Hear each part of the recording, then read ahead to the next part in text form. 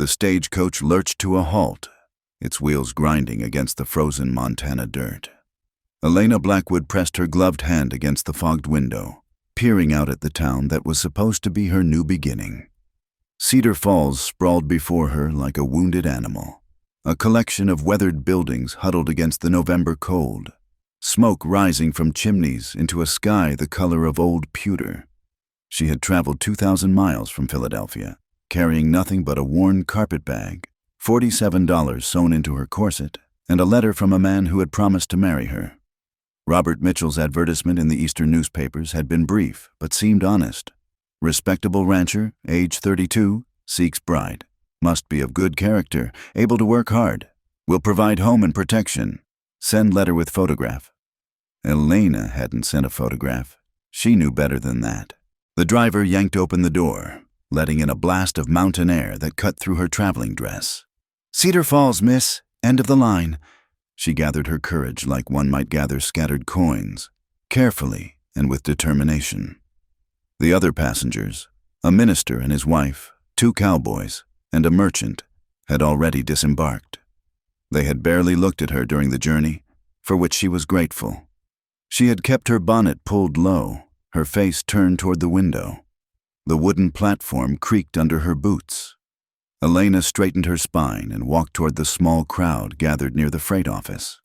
Among them would be Robert Mitchell, the man who had written such practical letters, who spoke of needing a helpmate for his ranch, who hadn't asked questions she couldn't answer. "Mrs. Blackwood?" She turned toward the voice. A man stood apart from the others, tall, broad-shouldered, with the kind of face that had been carved by wind and sun into something hard and angular. His brown hair was neatly trimmed, his clothes respectable if plain. This was Robert Mitchell. She could tell by the way he held himself, uncertain but trying not to show it. "Mr. Mitchell." She stepped forward, extending her hand as was proper. He moved closer, and that's when it happened. That's when it always happened. The late afternoon sun broke through the clouds, casting light across her face. She saw the exact moment he saw her eyes, watched his expression shift from polite welcome to confusion, then to something between fear and revulsion. His hand, which had been reaching for hers, dropped to his side. Elena forced herself to remain still, though every muscle in her body screamed at her to run. She had lived through this moment too many times to count. The first glimpse, the double take, the step backward. Her eyes were wrong. That's what people always said, when they were being kind. When they weren't being kind, they had other words. Witch, devil, cursed. The irises weren't quite human. A strange golden amber that shifted color in different light, with pupils that contracted to vertical slits in bright sun. Cat eyes, the children in Philadelphia had called them, throwing stones. Robert Mitchell swallowed hard, his Adam's apple bobbing. "There must be some mistake." "There's no mistake." Elena kept her voice steady through years of practice. "We've corresponded for 3 months. I have your letters." He shook his head slowly, still staring. Around them, the small crowd had noticed the interaction. Elena could feel their attention like heat from a stove pressing against her back. "You should have said something." His voice carried a note of accusation now, as if she had deliberately deceived him. "In your letters, you should have mentioned—" "Mentioned what, Mr. Mitchell?" The challenge slipped out before she could stop it. "That my eyes are unusual? Would you have written back if I had?" "That's not— I can't—" He looked around wildly, as if seeking escape or support. Several townsfolk had drawn closer, sensing drama. "This isn't what I agreed to. I need a proper wife, a normal woman who won't frighten the livestock or what?" Elena's voice had gone very quiet. "People will talk," he finished lamely. "You have to understand, I have a reputation here. I can't have people thinking I married some kind of—" He didn't finish, but he didn't need to. Elena had heard all the words before. "I've come 2,000 miles, Mr. Mitchell. I'll pay for your return passage." He was already reaching for his wallet, eager to make the problem disappear. "It's the only decent thing to do, but you can't stay here, not as my wife, not looking like that." The money appeared in his hand, more than she'd seen in months.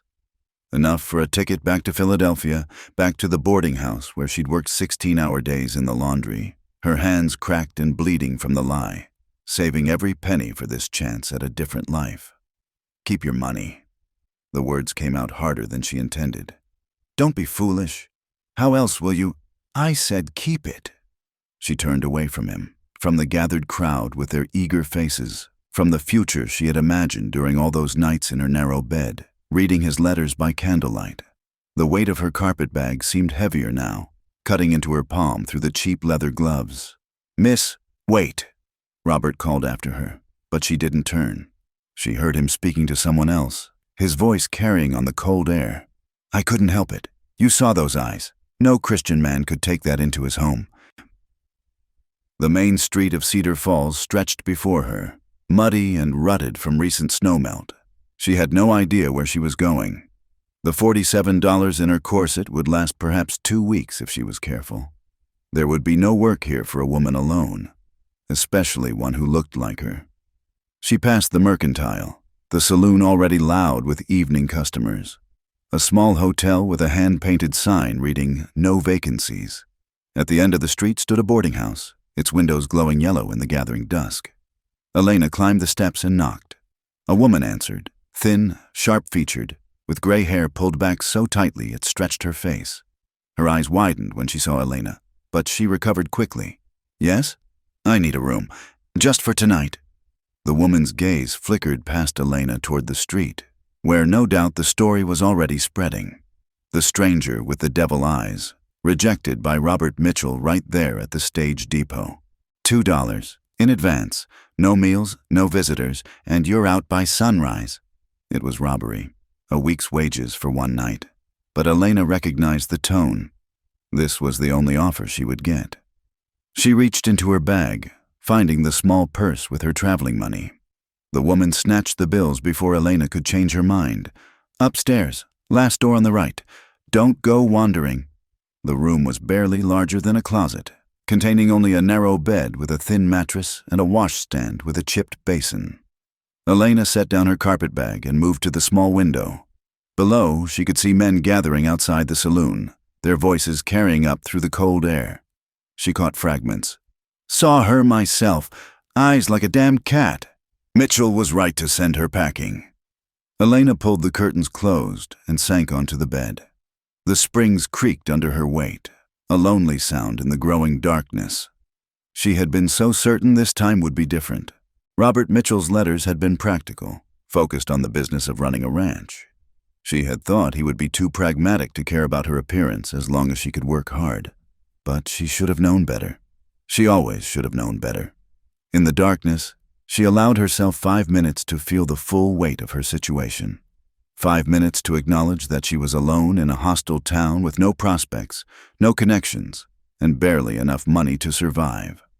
5 minutes to grieve the life she had imagined, the ranch kitchen where she would have cooked meals, the garden she would have planted come spring, the children who might have called her mother. Then she dried her eyes and began to plan. She had survived Philadelphia. She had survived 28 years of being stared at, whispered about, feared. She would survive Cedar Falls too, somehow. Outside, the Montana wind howled through the valley, bringing with it the promise of winter. Elena pulled her shawl tighter and tried not to think about how much colder it would get, or where she would go when morning came and the boarding house woman demanded she leave. For now, she had shelter. Tomorrow would have to take care of itself. In the distance, a wolf howled, and Elena found herself envying it. At least the wolf knew where it belonged in this wild country. At least the wolf's eyes, gleaming in the darkness, were exactly what they were supposed to be. Dawn came like a reluctant visitor to Cedar Falls, gray and hesitant, seeping through the thin curtains of the boarding house room. Elena had been awake for hours, sitting on the edge of the narrow bed, her carpetbag packed and ready. The landlady's terms had been clear, out by sunrise. She descended the creaking stairs to find the woman already waiting by the door, arms crossed, mouth set in a thin line that suggested she'd been counting the minutes. I trust you slept well, the woman said, though her tone indicated she hoped the opposite. Well enough. Elena adjusted her bonnet, pulling it low over her forehead. It wouldn't hide her eyes completely, but it might buy her a few seconds of normalcy before people noticed. There's a stage heading east on Thursday. 3 days from now. The landlady's fingers drummed against her arm. The hotel might take you until then, if you've got money. Or there's the church. Reverend Dawson sometimes helps unfortunates. The word hung between them like a slap. Elena straightened her shoulders. Thank you for the information. Outside, Cedar Falls was waking slowly. Smoke rose from chimneys, and somewhere a rooster crowed, confused by the overcast sky. The muddy street from yesterday had frozen overnight, leaving treacherous ruts that caught at her boots. Eliana picked her way carefully, aware that falling would only draw more attention. The town was smaller than it had appeared yesterday. Main Street ran for perhaps 300 yards, lined with false-fronted buildings that tried to look more substantial than they were. Hartley's Mercantile dominated one side, its windows displaying goods from back east. Tinned foods, bolts of fabric, a few books. Across from it stood the Silver Dollar Saloon, still shuttered at this early hour. The smell of bread drifted from somewhere, making Elena's stomach clench with hunger. She had eaten nothing since yesterday morning on the stage.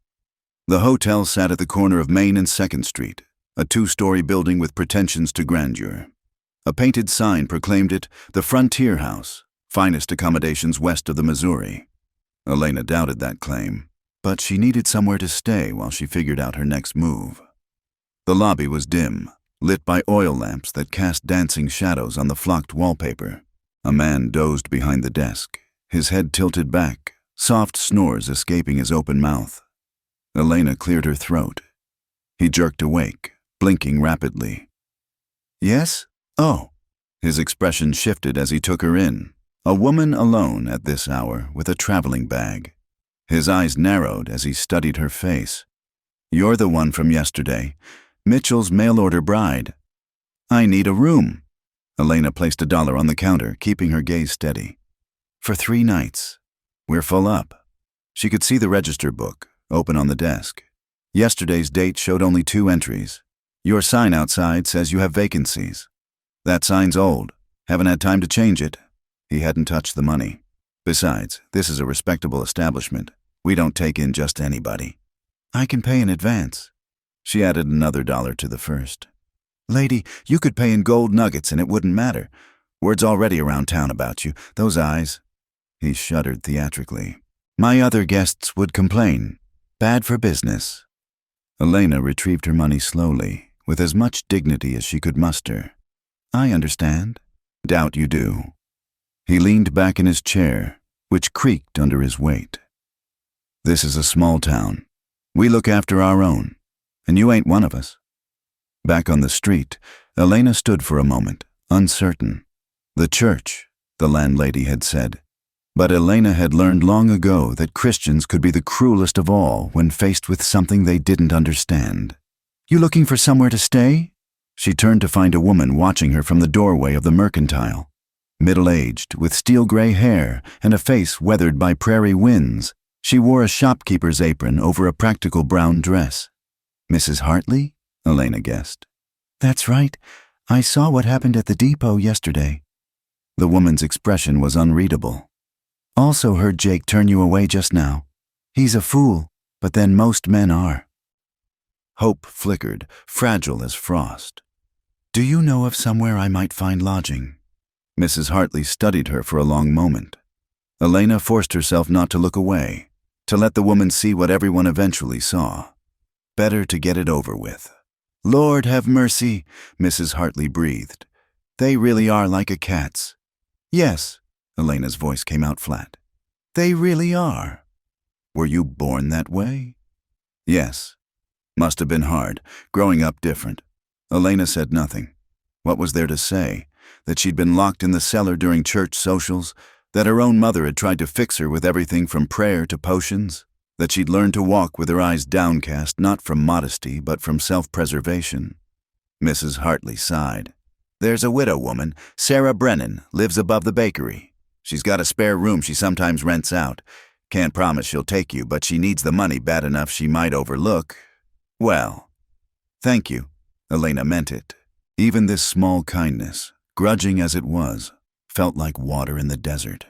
Don't thank me yet, and a word of advice, stay out of the saloon district after dark. The miners come down from the camps on weekends, and they've got peculiar ideas about women who look different. Elena found the bakery by following her nose. The scent of fresh bread and cinnamon led her to a narrow building squeezed between the barber shop and the undertaker's. The symbolism wasn't lost on her, life and death with sweetness in between. A bell jangled as she entered. The shop was warm, almost stifling after the cold outside. Loaves of bread lined the shelves, and trays of rolls cooled on the counter. Behind it stood a small woman with faded red hair and flour-dusted hands. "Mrs. Brennan." The woman looked up, and Elena saw the exact moment of recognition, not of her personally, but of what she represented. The stranger, the rejected bride, the one with the cursed eyes. "I suppose Mary Hartley sent you. She mentioned you might have a room to rent." Sarah Brennan wiped her hands on her apron, leaving white streaks. Her face was thin, marked by the kind of lines that came from too much worry and too little money. "I charge by the week. $2, paid in advance. No cooking in the room, no gentlemen callers, no trouble." "That's acceptable. Haven't said I'll take you yet." Sarah came around the counter, moving closer. "Let me see." Elena raised her chin, meeting the woman's gaze directly. In the warm light of the bakery, her eyes would look more golden than amber. The pupils contracted to those unsettling vertical slits that made people cross themselves. Sarah didn't flinch, though her jaw tightened. "My husband died 2 years ago, left me with this shop and a mountain of debts. I've got 2 children to feed and no family to help. You understand what I'm saying? You need the money more than you need the town's approval. That's about the size of it." Sarah turned back to the counter. "But there are conditions. You use the back stairs, not the front. You don't come into the shop during business hours. And if anyone asks, I'll tell them you're my cousin from Chicago. Come to help with the baking. No one will believe that. No, they won't. But it gives us both something to pretend, doesn't it?" Sarah's smile was bitter. "The room's upstairs. I'll show you." They climbed a narrow staircase that smelled of yeast and old wood.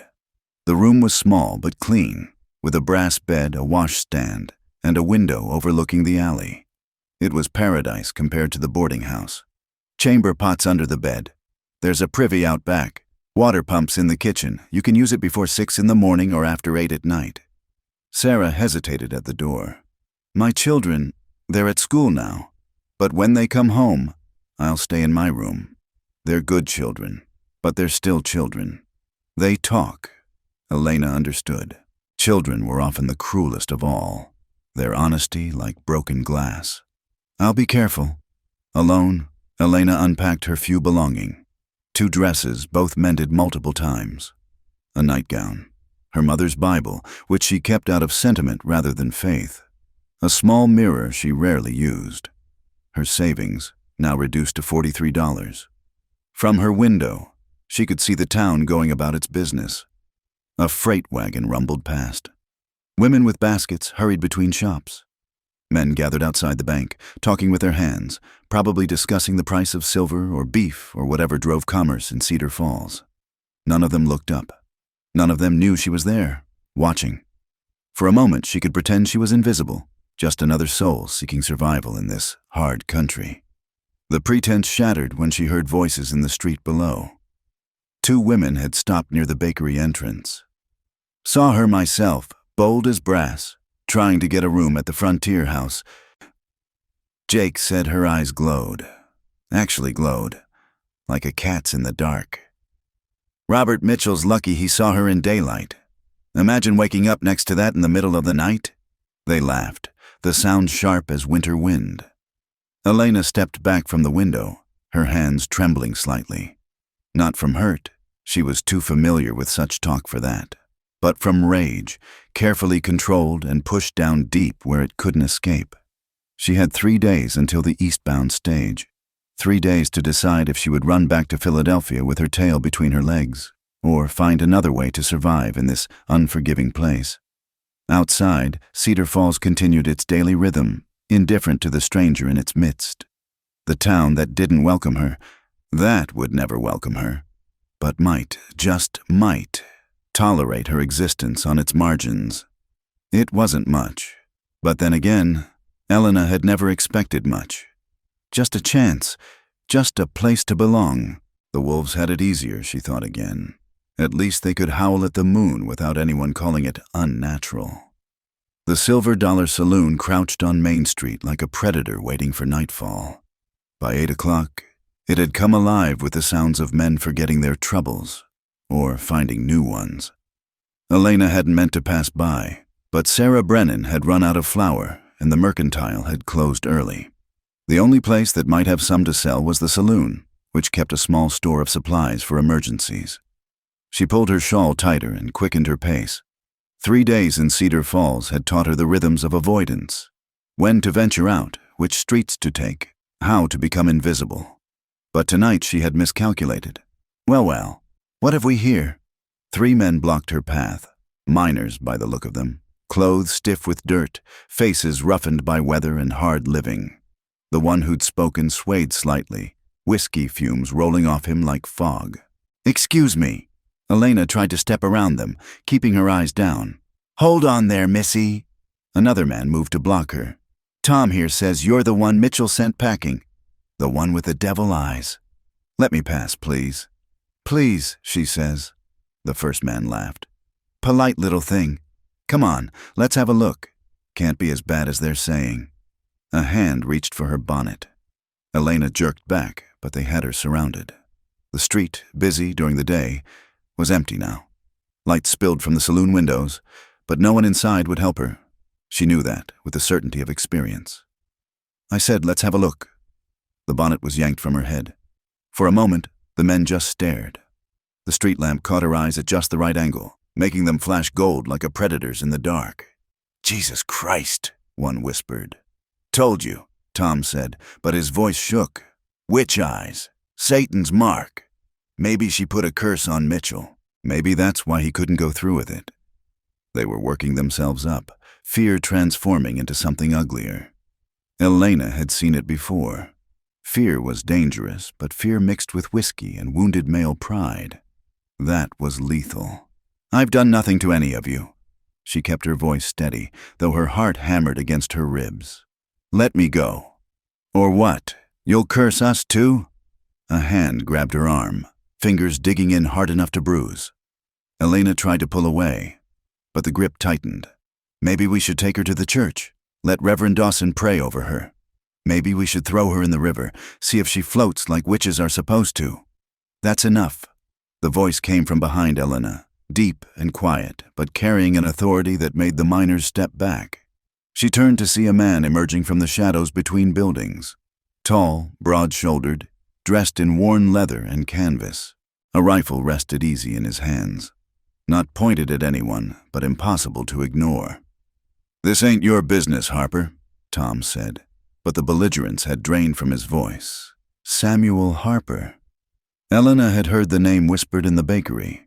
The hunter who lived up in the mountains, who came to town only for supplies. The one who'd lost his family to fever 3 winters back and had gone half wild with grief, according to the gossips. "You're right. It's not." Harper's face was hard to read in the lamplight. All plains and shadows, with eyes the color of winter sky. "But I'm making it my business. Let her go. She's a witch. Look at her eyes." "I am looking." And he was. His gaze found Elena's and held it, steady and unafraid. Something flickered in his expression. Surprise, certainly, but not the revulsion she was used to. "All I see is a woman being harassed by 3 drunken fools. Are you taking her side?" Tom's hand moved toward the pistol at his hip. "You going soft, Harper?" The rifle shifted slightly. Such a small movement, but it changed everything. "Try me and find out." The moment stretched taut as wire. Elena could hear her own breathing, could see the calculation in the miner's eyes. 3 against 1, but Harper had the rifle and, more importantly, the kind of reputation that made men think twice. Tom's hand eased away from his gun. "This ain't over." "Yes, it is." Harper's voice carried the finality of stone. "You boys head back inside. Have another drink. Forget this happened." They went, throwing dark looks over their shoulders. Tom spat in the dirt at Elena's feet as he passed. She didn't flinch. When they were gone, Harper lowered the rifle. "You hurt?" "No." Elena retrieved her bonnet from where it had fallen, her hands only slightly unsteady. "Thank you." "Don't thank me yet. They'll remember this. Tom especially. He holds grudges like some men hold gold." He studied her face openly now, and Elena found herself standing straighter under his scrutiny. "You're the woman from the depot. Mitchell's bride. Former bride. His loss." The words were matter of fact, without pity or false gallantry. "You staying at the bakery?" She nodded, surprised he knew. "Sarah's good people. She'll do right by you." He shifted the rifle to his shoulder. "But you shouldn't be out after dark. Not alone." "I needed flour. Sarah ran out." "The mercantile opens at 7. Whatever you need can wait until morning." He paused. "Unless you're planning to leave on Thursday's stage?" "I haven't decided." "No?" Something that might have been interest flickered in his eyes. "Most would have already bought their ticket back east." "I'm not most people." "No," he agreed quietly. "I can see that." They stood there in the lamplight, an odd moment of stillness in the empty street. Elena found herself really looking at him for the first time. Younger than she'd expected, maybe 35. His face was weathered but not unkind, marked by loss but not broken by it. And his eyes, they looked at her directly without sliding away. "I should go," she said finally. "I'll walk you back." "That's not necessary." "It is if you want to get there without more trouble." He gestured down the street. "After you." They walked in silence, their footsteps echoing off the wooden buildings. Elena was acutely aware of him beside her, the easy way he moved, the casual competence with which he held the rifle. This was a man comfortable with danger, with solitude, with the wild places beyond town limits. At the bakery's back entrance, she turned to face him. "Why did you help me?" He considered the question. "Maybe because I know what it's like to have people look at you and see something that scares them." "I scare you?" "No." He said it simply, like stating the weather.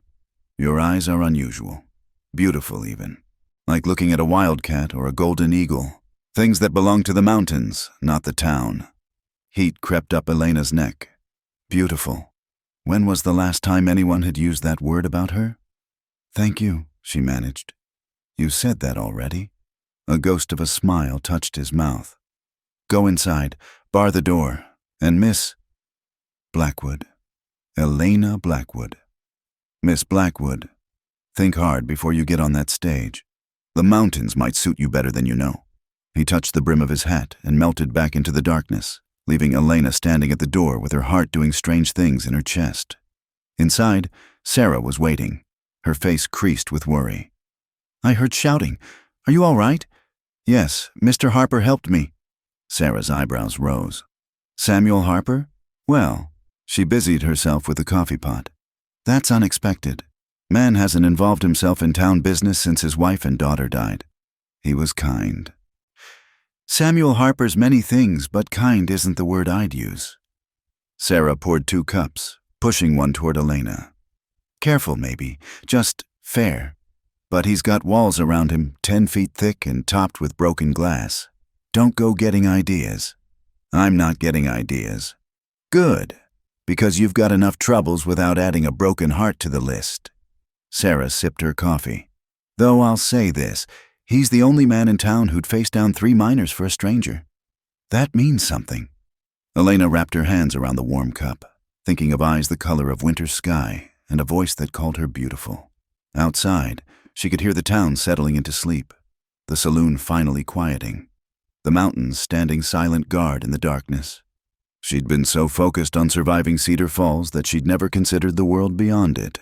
But Samuel Harper had spoken of mountains and wild things, of places where unusual eyes might be an asset rather than a curse. Thursday's stage seemed further away than it had this morning. The thought should have frightened her. Instead, for the first time since stepping off the stage, Elena felt something that might have been hope. It was foolish, probably. Dangerous, certainly. But as she climbed the stairs to her small room, Elena found herself wondering what the view looked like from higher ground, and whether a man who compared her eyes to golden eagles might be willing to show her. In the distance, a wolf howled, and this time, Elena smiled. The knock came at dawn, soft but insistent. Elena had been awake for an hour, watching the sky lighten through her small window, trying to decide whether to purchase a ticket for Thursday's stage. She opened the door to find Samuel Harper standing in the narrow hallway, hat in hand. "Miss Blackwood." He nodded. "Sorry for the early hour." "Mr. Harper." She pulled her shawl tighter over her nightdress. "Is something wrong?" "Depends on how you look at it." He shifted his weight, seeming almost uncertain, a stark contrast to the man who'd faced down 3 minors without blinking. "Tom Brennan and his friends were talking at the saloon last night, making plans. The kind that don't bode well for you." Elena's stomach tightened. What kind of plans? The kind that involved teaching uppity women their place. His jaw hardened. "Sheriff won't do anything. Says as long as no law's been broken, it's not his concern." "I see." She kept her voice steady through long practice. "Thank you for the warning." "I didn't come just to warn you." He met her eyes directly. "I came to offer you another option, which is, come with me, up to my cabin, just for a few days, until things cool down or you decide about that stage." He must have seen something in her expression because he added quickly, "I've got a separate room, was my daughter's. You'd be safe there." Elena studied his face, looking for the catch. There was always a catch. "Why would you do this?" "Maybe because I've seen what happens when mob mentality takes hold in a small town. Maybe because I don't like bullies. Or maybe—" He paused, seeming to choose his words carefully. "Maybe because when I look at you, I don't see what they see." "And what do you see?" "Someone who deserves better than Cedar Falls can offer." The simplicity of it made her throat tight. Not pity, not charity, just a statement of fact. "I can't pay you much?" "I'm not asking for payment." He sounded almost offended. "I'm offering help. You can take it or leave it." From downstairs came the sound of Sarah starting her ovens. Soon the bakery would fill with the smell of bread, and the town would wake, and the looks would start again. The whispers. The plans Tom Brennan was making. "How far is your cabin?" 5 miles up the mountain, rough trail but passable. 5 miles from town. 5 miles from hostile eyes and threatening drunks. It might as well be 500. "Give me 10 minutes to pack." Something shifted in his expression. Relief, maybe, or approval. "I'll wait downstairs. Best if we leave before the town's fully awake." Elena dressed quickly, her hands trembling slightly as she folded her few possessions into the carpet bag. Was she mad? Going into the wilderness with a stranger? But then, Samuel Harper had proven himself less strange than the supposedly civilized men of Cedar Falls. She found Sarah in the kitchen up to her elbows in dough. The older woman took one look at Elena's packed bag and sighed. "Harper?" "He says there's trouble coming." "There's always trouble coming for women like us." Sarah wiped her hands on her apron. "You sure about this? Man lives alone up there for a reason." "I'm sure I can't stay here. Beyond that." Elena shrugged. Sarah studied her for a long moment, then reached into a drawer, pulling out a small cloth bundle. "Take this. It's not much, but it'll help." Inside were biscuits, dried meat, a small jar of preserves, travel food. "I can't. You can and you will." Sarah's voice was firm. "Harper's a good man, far as anyone knows, but the mountains are hard, especially with winter coming. You'll need whatever help you can get." Elena hugged her impulsively. Sarah stiffened in surprise, then relaxed, patting Elena's back awkwardly. "Go on now, before I start crying like a fool." Outside, Harper waited with 2 horses. One was his, a sturdy bay that looked like it could climb mountains without breaking a sweat. The other was smaller, a gentle-looking mare with a blanket instead of a proper saddle. "Can you ride?" "A little." She'd learned as a child, before her eyes had fully changed, back when her father still had hopes of her living a normal life. "Bess here is steady. She knows the way." He helped her mount, his hands careful and impersonal at her waist. "We'll take it slow." They left Cedar Falls as the sun crested the mountains, painting the sky in shades of rose and gold. Elena looked back once to see the town spread below them like a collection of toy buildings. No one was on the streets yet. Their departure had gone unnoticed. The trail wound upward through stands of pine and aspen. The air grew thinner, cleaner, scented with resin and the promise of snow. Harper rode ahead, checking the path, occasionally pointing out landmarks. A lightning-struck tree, a creek that would swell come spring, a hawk's nest high in a dead pine. "Watch for the roots here," he called back. "Best knows to step careful, but hold tight anyway." They climbed steadily, the town disappearing behind ridges and trees. The only sounds were hoofbeats, birdsong, and the whisper of wind through branches. Elena found herself relaxing in a way she hadn't in years. No one could stare at her here. The trees didn't care about her eyes. "You all right back there?" Harper had stopped at a wide spot in the trail, turning in his saddle. "Yes." She was breathless from the altitude, but exhilarated too. "It's beautiful up here. Wait until you see the view from the cabin." He dismounted, coming to help her down. "We'll walk a bit. Let the horses rest." They led the animals along a stretch where the trail hugged a cliff face. Elena tried not to look down, focusing instead on Harper's broad back, the easy way he moved through this vertical world. "How long have you lived up here?" 3 years. Since the fever took my family." His voice was matter-of-fact, but she heard the pain beneath. "Couldn't stay in town after that. Too many memories, too many people trying to help. Sometimes help feels like another burden." He glanced back at her, something like understanding in his eyes. "That it does." The trail opened suddenly into a meadow. Elena gasped. The cabin sat at the far edge, backed by towering pines, but it was the view that stole her breath. The entire valley spread below them. Mountains marching to the horizon, forests dark as secrets, and somewhere far below, the silver thread of a river. "Oh," she breathed. "Worth the climb?" "Worth everything." The cabin itself was larger than she'd expected. Built of logs chinked with mud, it had a stone chimney already releasing a thin stream of smoke. A covered porch ran along the front, and she could see a small garden plot, now dormant for winter. "Someone's here?"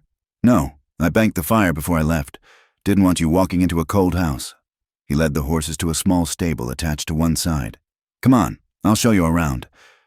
Inside was one large room dominated by a stone fireplace. The furniture was handmade but sturdy. A table, 2 chairs, a rocking chair by the fire. Shelves lined one wall, holding supplies and a few precious books. Everything was clean, orderly, speaking of a man who'd learned to take care of himself. "Your room's through there." He indicated a door. "Was Mary's. My daughter. I haven't changed anything, but it's clean, warm." Elena pushed open the door carefully. The room was small, holding a narrow bed with a colorful quilt, a small dresser, and, her heart caught, a shelf of toys. A wooden horse, a corn-husk doll, a picture book. How old was she? 6. The word came out rough. Would have been 9 now. "I'm sorry. So am I." He cleared his throat. "There's a trunk with some clothes. My wife's. You're about her size. Use whatever you need." The practicality of the offer, the pain beneath it, made her eyes sting. "Thank you. I'll let you settle in. Coffee's on the stove when you're ready." Alone, Elena sat on the small bed, overwhelmed by the strange turn her life had taken. A week ago, she'd been planning a wedding to a man she'd never met. Now she was in a mountain cabin with a grieving widower who looked at her cursed eyes and saw beauty. Through the window, she could see Harper crossing to a wood pile. His movements economical, purposeful. A man who'd learned to live with loss, to find meaning in simple tasks. Perhaps they had more in common than either had realized. She unpacked slowly, hanging her 2 dresses on pegs beside others that had belonged to a dead woman. The trunk held practical clothes, wool skirts, warm shirtwaists, a heavy cloak. At the bottom, wrapped in tissue, was a dress of deep blue wool, finer than the others. Sunday best, probably. Elena touched it gently, wondering about the woman who'd worn it, who'd raised a daughter in this mountain sanctuary, who'd left behind a husband so broken he'd fled civilization entirely. When she emerged, Harper had coffee waiting and was frying bacon on the stove. The domestic scene was so unexpected she stopped in the doorway. "Figured you'd be hungry." He didn't turn around. "There's not much variety up here, but I manage. It smells wonderful." They ate in companionable silence, the fire crackling, the vast wilderness pressing close against the windows. Elena found herself stealing glances at him, This man who'd offered her sanctuary without asking anything in return. Mr. Harper, Samuel. He looked up from his plate. If you're going to stay here, might as well use my given name. Samuel. The name felt strange on her tongue. Intimate. Why did you really ask me to come here? He set down his fork, considering. You ever see a trapped animal? The way people circle it, poking with sticks, working up their courage to do real harm. She nodded, understanding too well. That's what I saw in town. You trapped, them circling. His eyes met hers. Couldn't stand by and watch it happen, not again. The last two words hung between them, weighted with meaning she didn't fully understand. Besides, he added, voice lighter, winter's coming. 5 miles of mountain trail gets longer when there's snow. Might be nice to have company for a change. Company. Such a simple word for what he was offering. A chance to exist without judgment. To be more than the sum of her differences.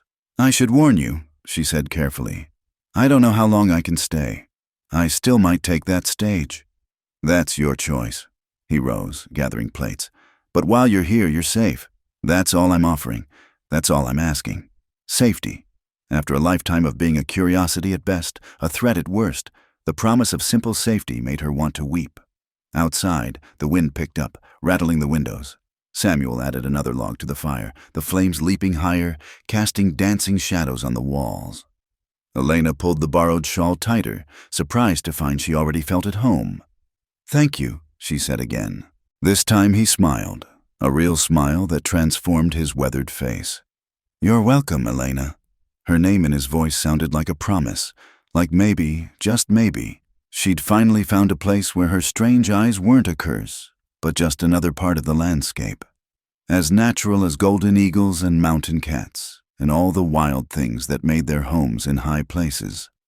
The wolves howled that night, but for the first time Elena wasn't envious.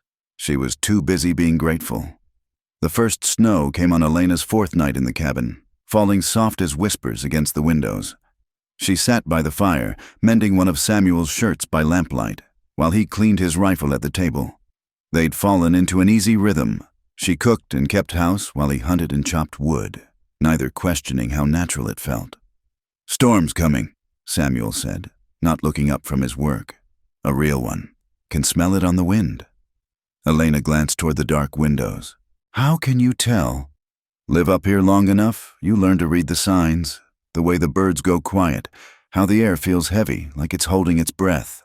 He set down the rifle, turning to face her. Might be snowed in for a few days. Maybe a week. Oh. She considered this. Thursday's stage had come and gone without her on it. She'd stood at the meadow's edge that morning, looking down at the valley, and felt nothing but relief. Will we have enough supplies? Plenty. Laid in extra before I came to get you. He hesitated. You sure you're all right with this, being stuck up here with just me for company? Elena set down her sewing. In the firelight, his face was all shadows and plains, but his eyes were kind, always kind. Samuel, these past days have been... She searched for words. I've never felt so at peace. He ducked his head, but she caught the pleased smile. They sat in comfortable silence, the fire popping, snow beginning to tap more insistently at the windows. Tell me about her, Elena said softly. Mary, if it's not too painful. Samuel was quiet so long she thought he wouldn't answer. Then, she had my stubbornness and her mother's laugh. Could charm the birds from the trees when she set her mind to it. His voice was rough but steady. Loved stories. I must have read her that picture book 1,000 times. What was her favorite part? The ending, where the lost princess finds her way home through the dark forest by following the golden light. He stared into the fire. She always said the golden light looked like cat eyes in the pictures. Said they were beautiful, not scary at all. Elena's breath caught. Samuel continued, seeming lost in memory. Margaret, my wife, she'd laugh and say Mary had too much imagination. But Mary was insistent. Cat eyes can see in the dark, Papa. They help you find your way home. He looked up suddenly, meeting Elena's gaze. Funny how children see things so clear sometimes. The intensity in his eyes made her look away. She sounds wonderful. She was. He rose abruptly, moving to the window. Wind's picking up. Better bring in more wood before it gets worse. Elena watched him go, her heart doing strange things in her chest. Had he made that connection consciously, between his daughter's innocent words and the woman sitting in his cabin? Or was it just coincidence, memory surfacing at random? She returned to her sewing but found herself glancing at him when he came back in, arms full of split logs. The past days had shown her sides of him she hadn't expected. The way he hummed while working, how he left coffee by her door each morning, knowing she woke slowly. The careful distance he maintained, never crowding her space, but always somehow there when she needed something. Elena. He was standing by her chair, looking uncertain. There's something I want to show you, if you're willing. She set aside the mending. Of course. He lit a lantern and led her to a corner of the main room she'd barely noticed, where a canvas covered something large. Haven't shown anyone this, haven't even looked at it myself in months. He pulled away the canvas. It was a painting, oil on stretched hide, primitive but striking. A mountain landscape at sunset, the sky ablaze with color. In the foreground, a woman and child picked berries, their faces turned away but their postures speaking of contentment, belonging. Margaret painted it, that last summer before. He cleared his throat. She was teaching herself. Said she wanted to capture this place, how it made her feel. It's beautiful. Elena studied the painting, seeing love in every brushstroke. She was talented. She was, at everything she touched. Samuel recovered the painting carefully. I thought I'd go mad those first months. Couldn't stand the silence. Almost went back to town a dozen times. What stopped you? This place. The way the sun hits the meadow in the morning. The elk that come to drink at the stream. He paused, seeming to gather courage. The way it all keeps going. Life, I mean. Even after loss. They were standing close in the lamplight. Elena could smell wood smoke on his clothes, see the fine lines around his eyes. Without thinking, she reached out, touching his arm. Thank you for showing me. He looked down at her hand, then up at her face. Something shifted in his expression, a wall coming down. First time I saw you at the depot, I thought. He stopped, shook his head. What? Doesn't matter what I thought. What matters is what I saw in town. You, standing there proud despite their ugliness, fighting to keep your dignity. His hand covered hers, warm and calloused. Made me remember what courage looked like. I wasn't brave, I was terrified. Being brave doesn't mean not feeling scared, means feeling it and standing anyway. His thumb moved against her palm, the lightest touch. Like coming up here with a stranger. That took courage. You're not a stranger anymore. No? He was looking at her eyes now, really looking, the way he had that first night. What am I then? The question hung between them, delicate as spun glass. Elena found herself swaying closer, drawn by something stronger than reason. His free hand came up, fingertips barely grazing her cheek. Your eyes? He said softly. In this light, they're like honey and flame mixed together, like looking into the heart of a candle. People usually say, I know what people say. His voice was fierce suddenly. People are fools. They see different and think dangerous. But different can be beautiful. Can be exactly what you've been looking for without knowing it. Elena's heart was racing. Samuel. He released her hand, stepped back. I'm sorry. I shouldn't. You're under my protection. I won't take advantage. You're not. The words came out sure, certain. You're the first person who's ever looked at me and seen something worth protecting, worth knowing. You are worth it. Worth more than this town could ever. The wind slammed against the cabin suddenly, rattling the walls. They both startled, the moment broken. Samuel moved to secure a shutter that had come loose, and Elena pressed her palm against her cheek where he'd touched her, feeling the lingering warmth. When he turned back, his expression was carefully controlled. Storm's here. We should get some sleep. Tomorrow will be long. But neither moved toward their respective rooms. They stood in the main room, the space between them charged with unspoken words. Finally, Elena broke the silence. That night in town when you helped me, why did you really do it? Samuel considered the question. My grandmother was Shoshone, married my grandfather when she was 16, came to live in his world. I remember how people looked at her sometimes, like she was something wild that might turn on them. Did they hurt her? They tried, but my grandfather stood between her and them, said anyone who couldn't see her beauty was blind. He met Elena's eyes. I was 7 when she died, but I never forgot what she told me. Said the spirits gave some people marks so others could recognize them, could find their own kind. Their own kind. The ones who belong to the mountains more than the valleys, who understand that wild doesn't mean evil. He moved closer again, drawn despite himself. When I saw your eyes that first time, I heard her voice clear as day. There's one of yours, Samuel. There's one who'll understand. Tears pricked Elena's eyes. All her life, she'd been marked as other, as wrong. To hear someone say her difference was a sign of belonging, not exile. It was almost too much. I should tell you, Samuel said quietly. Thursday's stage is gone. If you stay now, you're here until spring. Snow will close the pass soon. I know. And you're not afraid?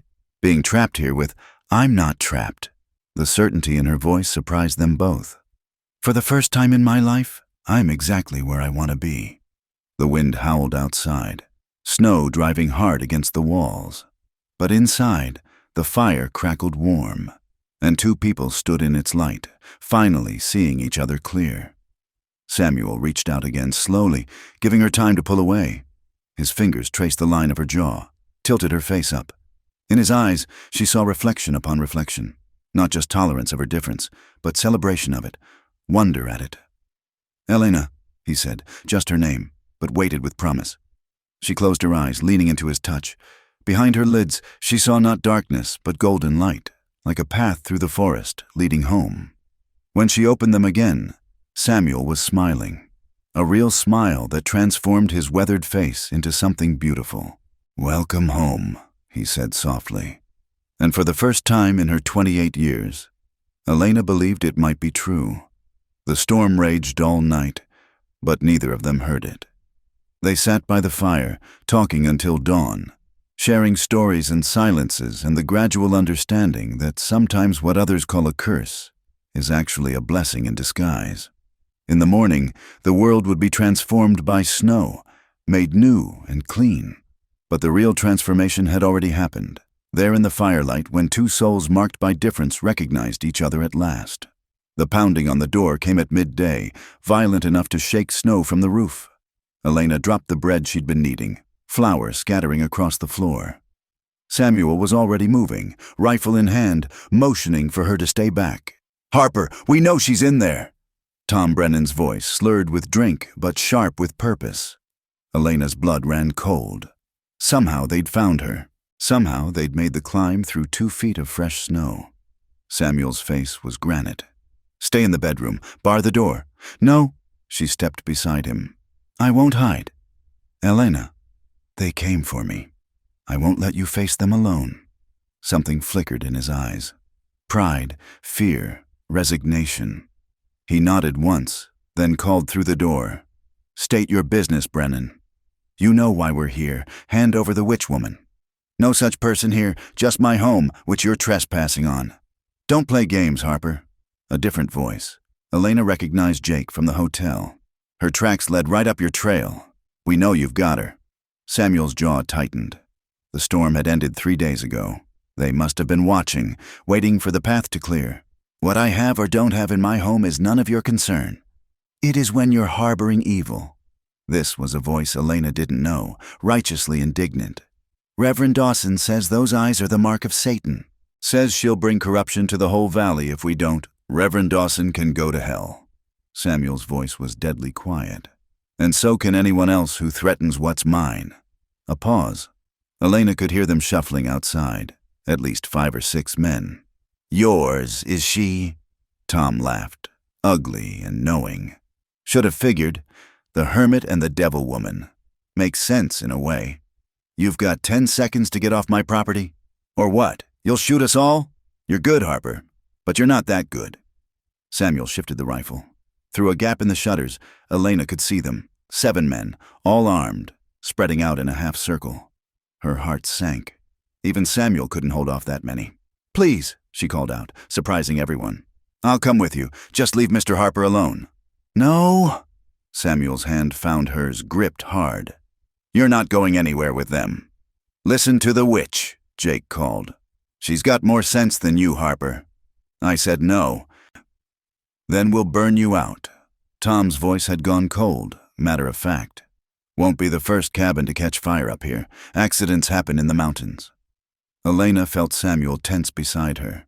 Fire was every homesteader's nightmare, especially in winter when snow made escape difficult and help impossible. You'd murder us both? She asked through the door. For what? Because my eyes are different? Not murder, another man said piously. Cleansing, protecting our town from evil. The only evil here is you.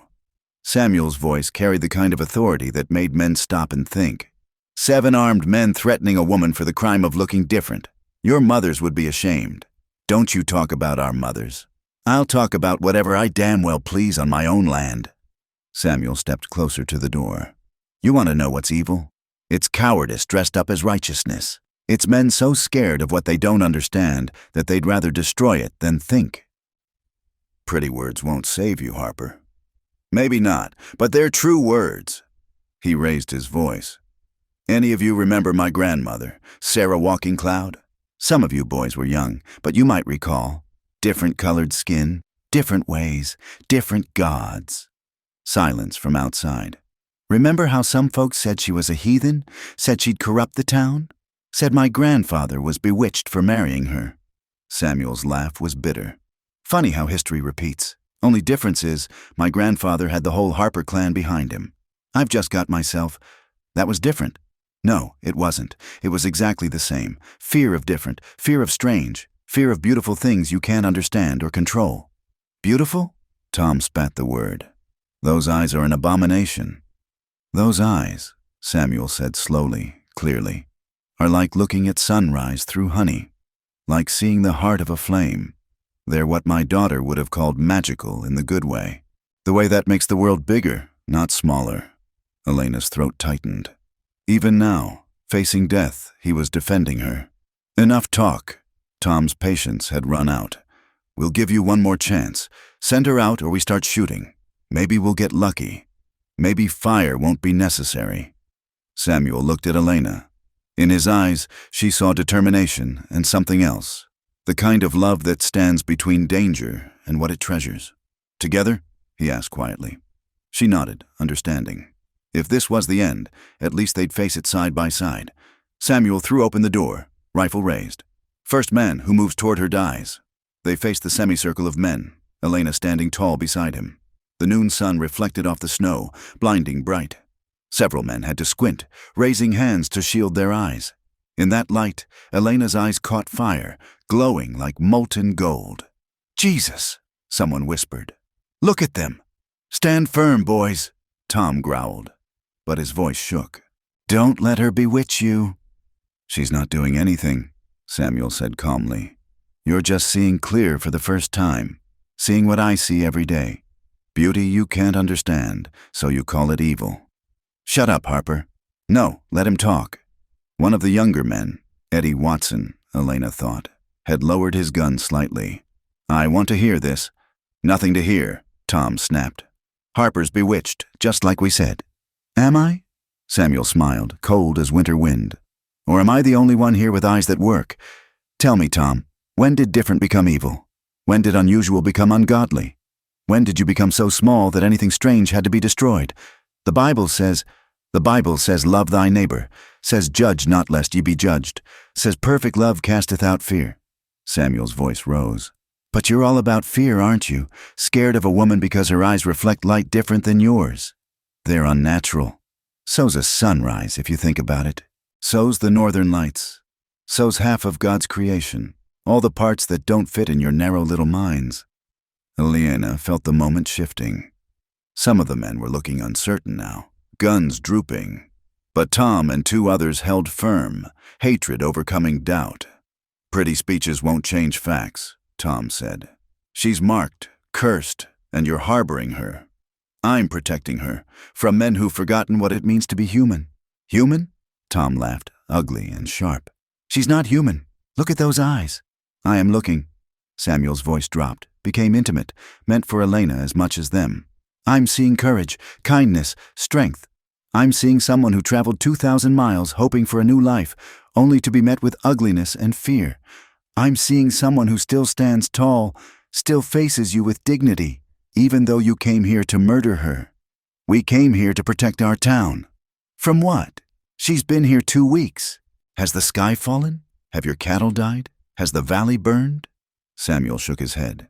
The only danger to your town is your own hatred, your own smallness, your own fear of anything that challenges what you think you know. Eddie Watson lowered his gun completely. Maybe he's got a point. Don't you go soft on us, boy. I'm not going soft. I'm thinking. Eddie looked at Elena directly for the first time. My sister was born with a twisted foot. Some folks said it was a curse, said we should send her away, but she grew up to be the best school teacher this valley's ever had. That's different. Is it? Another man spoke up. Carl Hendricks, older, thoughtful. My grandmother had different colored eyes, one blue, one brown. Folks whispered about her too, but she birthed half the babies in this valley, saved more lives than anyone. Tom's face darkened. You're all going soft, letting her bewitch you. Or maybe, Samuel said quietly, they're remembering what it means to be decent. To be Christian, really Christian, not just wearing the name like a badge while you do evil. The standoff stretched taut. Elena could see the group fracturing, Tom and 2 others still rigid with hate, but the rest wavering, doubt creeping in like frost. Then Tom raised his gun, pointed it straight at Elena. Enough talk. If none of you have the courage, I'll do it myself. Samuel moved so fast Elena barely saw it. His rifle swung up, and his voice cracked like thunder. You pull that trigger, Tom Brennan, and you'll be dead before she hits the ground. You can't shoot all of us. No, but I can shoot you, and maybe Jim there, maybe Paul. Samuel's voice was conversational, terrifying in its calmness. Question is, which of you wants to die for Tom's hatred? Which of you wants to widow your wife, orphan your children for the crime of murdering an innocent woman? The silence stretched. Elena could hear her heart beating, could see the calculation in their eyes. Fear finally working in their favor. Fear of Samuel Harper, who never missed, who'd survived things that would kill most men. Eddie Watson was the first to break. I'm done here. He turned his horse. This ain't right. Ain't Christian. Ain't decent. Eddie, you coward. No, Tom, you're the coward. 7 armed men against 1 woman? That's cowardice. Eddie looked back at Elena. I'm sorry, miss. For my part in this, you deserve better. Carl Hendricks followed. Then another. One by one, they peeled away, leaving only Tom and 2 others, hatred no longer enough to overcome sense. Tom's gun wavered. This isn't over, Harper. Yes, it is. Samuel's rifle never moved. You come here again for any reason, and I'll kill you. That's not a threat. It's a promise, and everyone down there knows I keep my promises. For a moment, Elena thought Tom would shoot anyway, would choose death over backing down. Then, with a curse that made her flinch, he lowered his gun. You'll regret this, both of you, when she shows her true nature, when evil comes calling. Don't say we didn't warn you. They left then, horses struggling through the snow, dignity abandoned in retreat. Elena and Samuel stood in the doorway until they disappeared into the trees, until the only sound was wind and the drip of melting ice. Then Elena's knees gave out. Samuel caught her, rifle clattering forgotten as he pulled her against him. It's all right. They're gone. You're safe. You could have died. Her voice shook. They could have killed you. But they didn't. He held her tighter. And they won't come back. Tom's a coward at heart. He only moves when he's got numbers. After today, he won't have those. Eddie Watson looked at me. Really looked at me. Sometimes, all it takes is one person standing up to make others remember their conscience. Samuel pulled back enough to see her face. You were magnificent. Standing there like a queen, letting them see what fools they were. I was terrified. So was I. He cupped her face gently. But we stood anyway. Together. Together. The words settled around them like a blessing. They'd faced the worst Cedar Falls could offer and survived. More than survived. They'd won something harder than safety. They'd won the right to exist on their own terms. They'll still talk, Elena said. Still whisper. Still hate. Let them. Samuel's thumb traced her cheekbone. Their hatred can't touch us here. This mountain, this cabin, this is our kingdom. And in our kingdom, golden eyes are beautiful, different is wonderful, and love is stronger than fear. Love. He'd said it, simple and sure. Elena looked up at him, this man who'd stood between her and death, who saw beauty where others saw only strangeness. In his eyes, she found her answer, her home, her future. "I love you too," she whispered.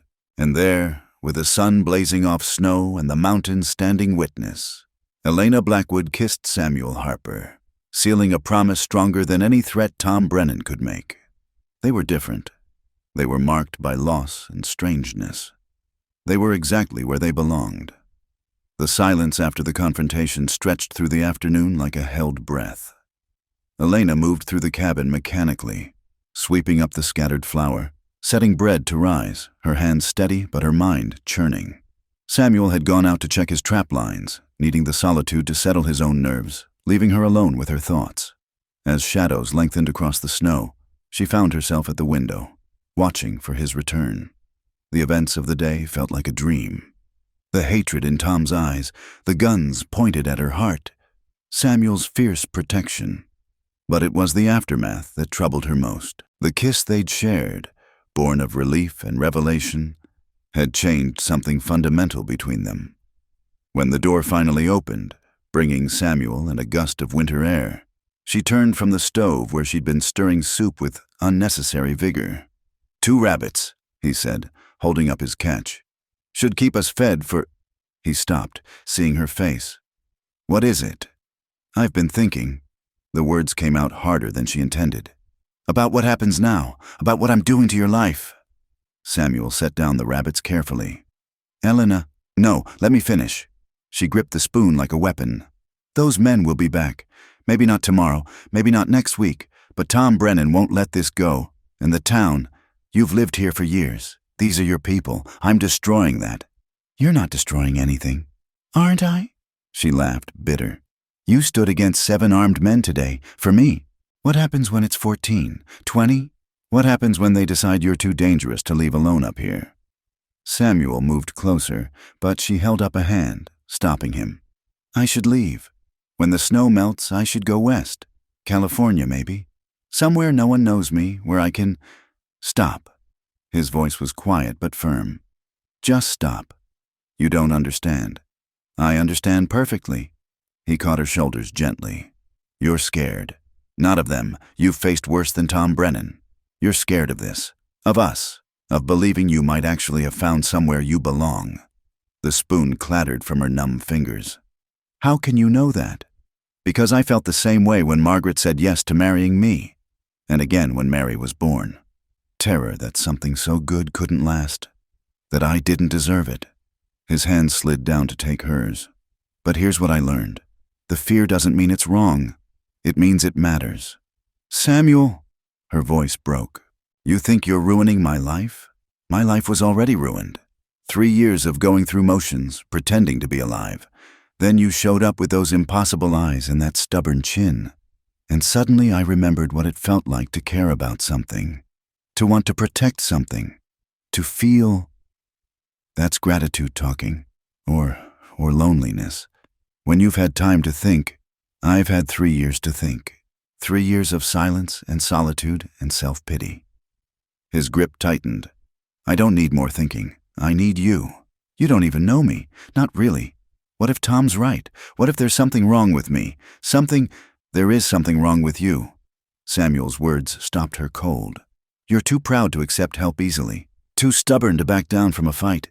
Too scarred by years of cruelty to believe someone could love you for exactly who you are." He smiled softly. "Lucky for you, I've got my own set of wrongs. We match." "This isn't a joke." "No, it's not." The smile faded. "It's the most serious thing in the world, which is why I need to tell you something, show you something." He led her to his room, which she'd never entered. It was sparse, almost monastic, but on the dresser sat a small wooden box. Samuel opened it with reverent hands, revealing a gold wedding band and a folded piece of paper. "Margaret's ring," he said unnecessarily. "And the last letter she wrote me." Elena stood frozen as he unfolded the paper, yellow with age and soft from handling.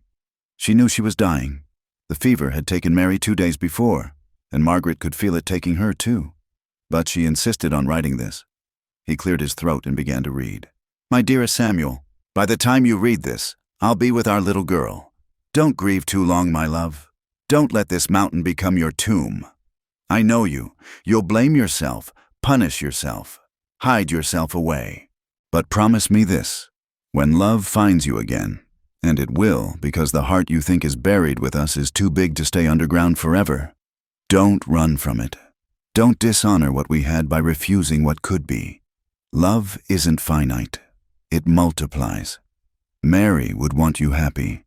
I want you happy. Be brave enough to reach for it when it comes. The letter trembled in his hands.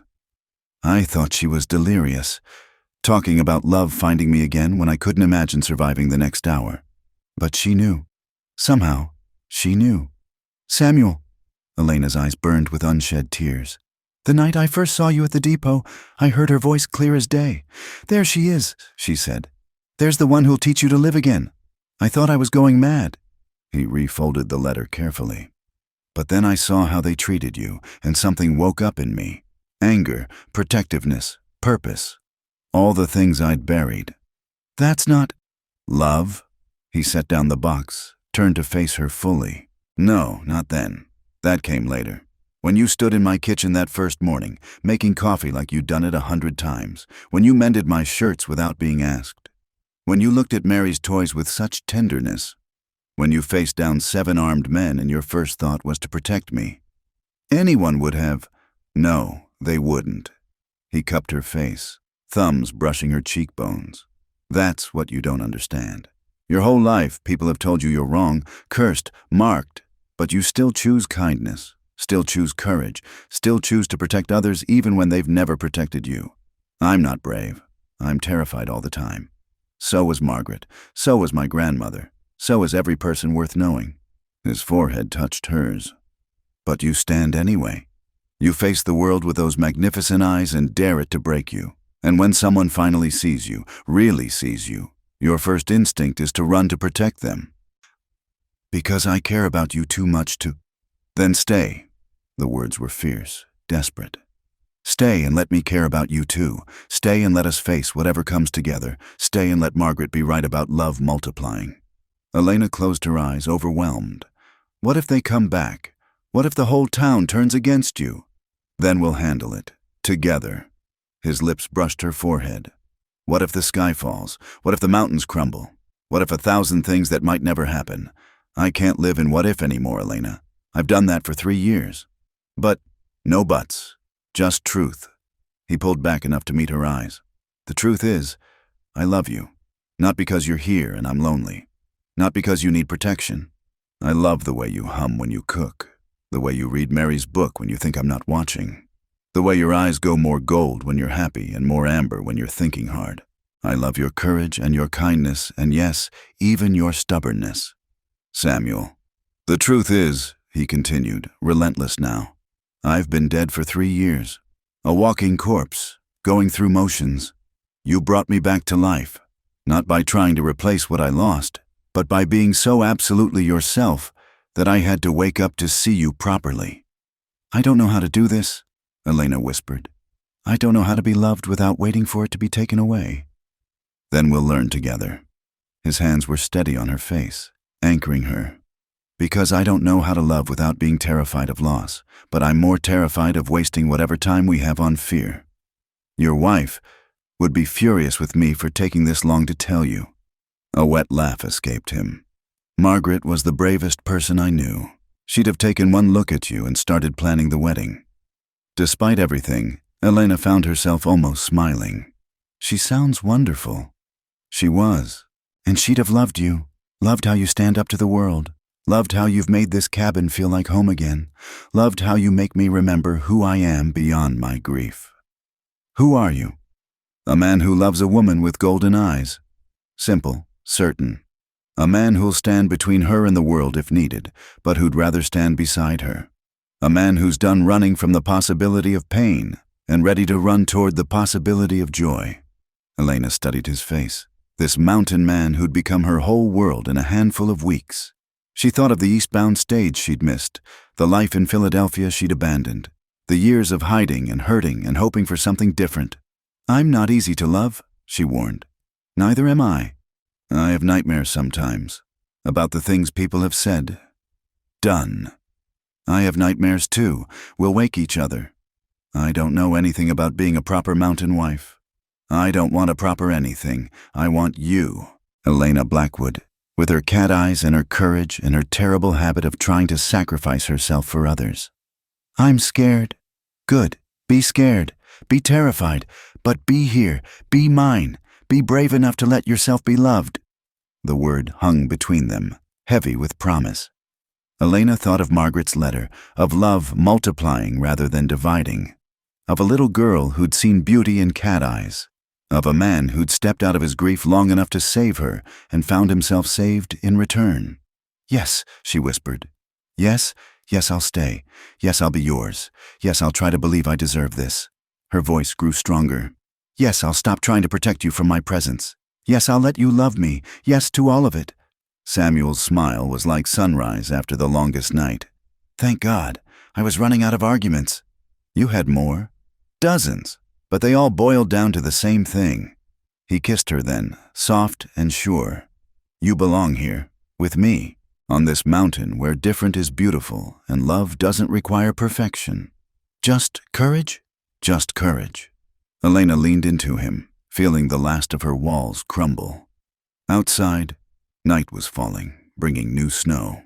Tomorrow would bring its own challenges. Tom Brennan's hatred hadn't disappeared. The town's prejudice hadn't magically vanished. But tonight, in this cabin where a wise woman's last words had proven prophetic, two damaged souls chose to believe in multiplication rather than division. "I love you," Elena said, the words feeling strange and perfect on her tongue. "I know," Samuel replied. "Your eyes told me before you did. They went pure gold when I read Margaret's letter, like sunshine through honey, like home." "Home." Yes, Elena thought, letting him hold her as snow began to fall. Whatever came next, she was home. Spring came slowly to the mountains, first as a whisper of warmth in the wind, then as patches of brown earth showing through the snow. Elena stood in the doorway of the cabin, watching Samuel split wood in the morning sun.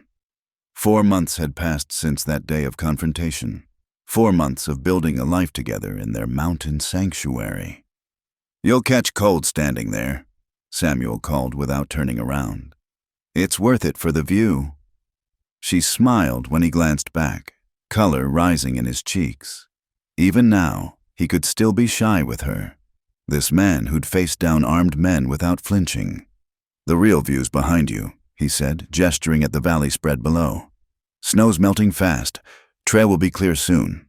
Elena knew what that meant. Soon, people from town could make the climb more easily. Soon they'd have to face the world beyond their meadow. But she found the thought didn't frighten her as it once had. "I've been thinking," she said, stepping out into the sunshine. "About the garden. Margaret's garden." Samuel lowered the axe. "What about it?"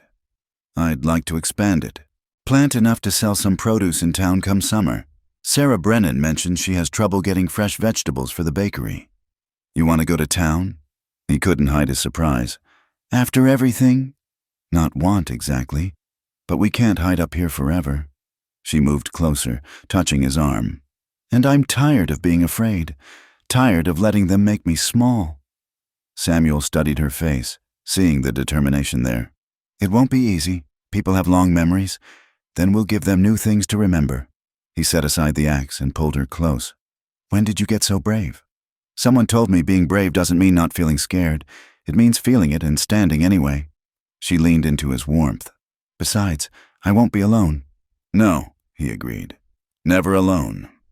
2 weeks later, they made their first trip to Cedar Falls as a couple. Elena wore her best dress, Margaret's blue wool that fit like it had been made for her. Samuel had trimmed his beard and put on his town clothes. They looked, Elena thought with wonder, like any other mountain couple come to trade. The stares started the moment they entered Main Street. Conversations stopped. Children were pulled closer to their mothers, but Elena kept her chin high, her hand steady on Samuel's arm. Their first stop was the Mercantile. Mrs. Hartley looked up from her ledger, eyes widening. "Miss Blackwood, Mr. Harper." Her voice was carefully neutral. "What can I do for you?" "Seeds," Elena said calmly. "For the garden, and flour, coffee, the usual supplies." As Mrs. Hartley gathered their order, Elena was aware of every eye in the store.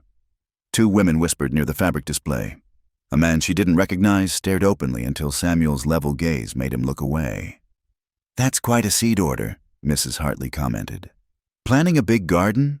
"Yes, I thought I might have extra to sell, come harvest time." Elena met her eyes steadily. "If anyone's interested." Mrs. Hartley glanced around the store, then leaned closer. "Sarah Brennan mentioned you make excellent bread. Said you learned some tricks in Philadelphia." "I did." "Well," Mrs. Hartley straightened, decision made. "I might be interested in fresh produce, and maybe some baked goods, if the quality's good." "It will be." A small smile touched the older woman's mouth. "I believe it will." They left with more than supplies. They left with a tentative business arrangement and something that might, eventually, become acceptance. At the bakery, Sarah Brennan greeted them with relief. "Elena, I was worried when you didn't come back. I found a better situation." Elena glanced at Samuel, who was talking to Sarah's son about hunting. "A permanent one." Sarah's eyes softened. "Good. You deserve some happiness." She lowered her voice. "Tom Brennan left town last month. Said the mining prospects were better in Nevada. His friends have been quieter since. And Reverend Dawson preaches about the wages of sin twice a week, but Eddie Watson joined the church board. He's been pushing for sermons about compassion instead." Sarah squeezed Elena's hand. "Things change, slowly, but they change." As they prepared to leave, a commotion arose near the hotel. A young woman had collapsed in the street, her husband kneeling beside her, panicked. "Someone get Doc Morrison," he cried. "Please, she's burning up." "Doc's out at the Hendricks place," someone called back. "Won't be back till tomorrow." Elena found herself moving before she'd made the conscious decision. She knelt beside the woman, feeling her forehead, checking her pulse. "How long has she been sick?" she asked the husband. 2 days. The fever came on sudden." His eyes were wild with fear. "She's carrying our first child." Elena had learned healing from her grandmother, one of the few people who'd never feared her eyes. Knowledge flooded back as she examined the woman. "Samuel, I need willow bark from the Mercantile, and clean water, lots of it." She looked up at the gathered crowd. "Someone bring blankets. We need to cool her down, but slowly." For a moment, no one moved. Then Eddie Watson pushed through. "You heard her. Move!" The next hour passed in a blur. Ileana worked with steady hands, brewing willow bark tea, applying cool compresses, coaxing the semi-conscious woman to drink. The crowd grew, watching in fascinated silence as she worked. "Her color's coming back," the husband breathed. "The fever's breaking." It was true. The woman's breathing had eased, her skin cooling to normal warmth. She opened her eyes, confused but lucid. "What? Who?" "This lady saved you," her husband said, tears streaming. "This angel saved you." Elena sat back on her heels, exhausted. Only then did she realize the entire town seemed to be watching. In the afternoon sun, her eyes would be at their most unusual, their most golden. But the fear she expected to see wasn't there. Instead, she saw wonder, gratitude, maybe even respect. "Thank you," the husband gripped her hands. "Thank you. I don't care what anyone says about, you saved her, both of them." "Anyone would have—" "No," Eddie Watson interrupted. "They wouldn't. Half of us were too busy staring to help. But you just acted." He looked around at his neighbors. "Maybe it's time we stopped fearing what we don't understand and started appreciating what's right in front of us." An older woman pushed forward, Mrs. Morrison, the doctor's wife. "That was skilled healing, young woman. Where did you learn?" "My grandmother. She was a healer in Philadelphia." "Well, with Doc getting on in years, might be good to have someone else who knows healing arts." Mrs. Morrison's eyes were shrewd, but not unkind, especially someone who runs toward trouble instead of away from it.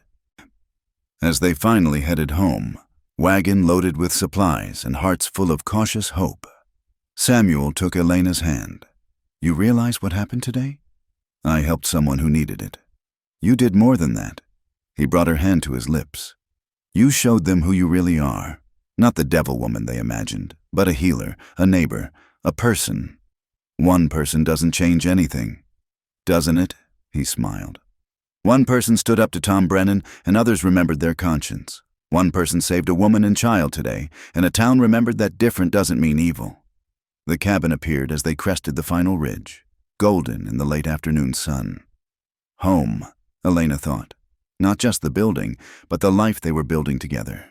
The garden that would grow, the trips to town that would get easier, the acceptance that would come slowly, carefully but surely.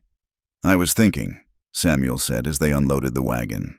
That spare room, Mary's room, might be time to clear it out, make it ready. Elena's breath caught. Ready for what? For whatever comes. His eyes were soft, hopeful. Children, maybe. Or patience, if you take up healing. Or just a place for guests, when we make friends worth having up. All of that sounds wonderful. Even the children part. She thought of the woman today, carrying new life even through fever and fear. Thought of Mary's toys, waiting patiently on their shelf. Thought of how love multiplied rather than divided. Especially the children part. That night they sat on the porch despite the chill, watching stars emerge above the peaks. The valley spread below them, Cedar Falls just a cluster of lights in the darkness. Up here, Elena's eyes caught the moon's glow, shining like the precious things they were. No regrets? Samuel asked quietly. None. She leaned into his warmth. This is where I belong. Where we belong. Even if it's hard sometimes. Especially then. She smiled, remembering her own words thrown back at her. The best things usually are. A wolf howled in the distance, wild and free, but Elena no longer envied it. She had found her own wildness, her own freedom, her own place where golden eyes weren't a curse but a gift, where love was patient enough to wait for spring, strong enough to face prejudice, and wise enough to know that sometimes the greatest act of rebellion is simply refusing to hide. The stars wheeled overhead. The mountains stood eternal, and two souls who had found each other against all odds held tight to their improbable happiness. In the morning there would be seeds to plant, a garden to tend, a future to build. But tonight there was this, peace, love, and the absolute certainty that home wasn't just a place, but a person brave enough to see beauty where others saw only strangeness. In their mountain kingdom, different would always be beautiful.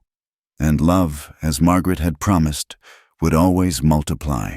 The sacred wilderness had recognized its own, and in the golden eyes of a woman once rejected, it had reflected back all the wild beauty of creation itself. The town below might never fully understand, but understanding wasn't necessary for living. Only courage, only love, only the willingness to stand in your truth and let others decide whether to see it. Elena Blackwood Harper had spent a lifetime being told her eyes were wrong. But here, in the arms of a man who saw them as windows to wonder, she finally knew the truth. They had always been exactly right. They had simply been waiting for someone with the vision to see it. Thank you all for listening to this Wild West love story. I'd love to know where you're listening from. Please share in the comments below so we can connect. Don't forget to subscribe to the From Wild West channel and let me know your thoughts on Elena and Samuel's journey. Your comments mean the world to me.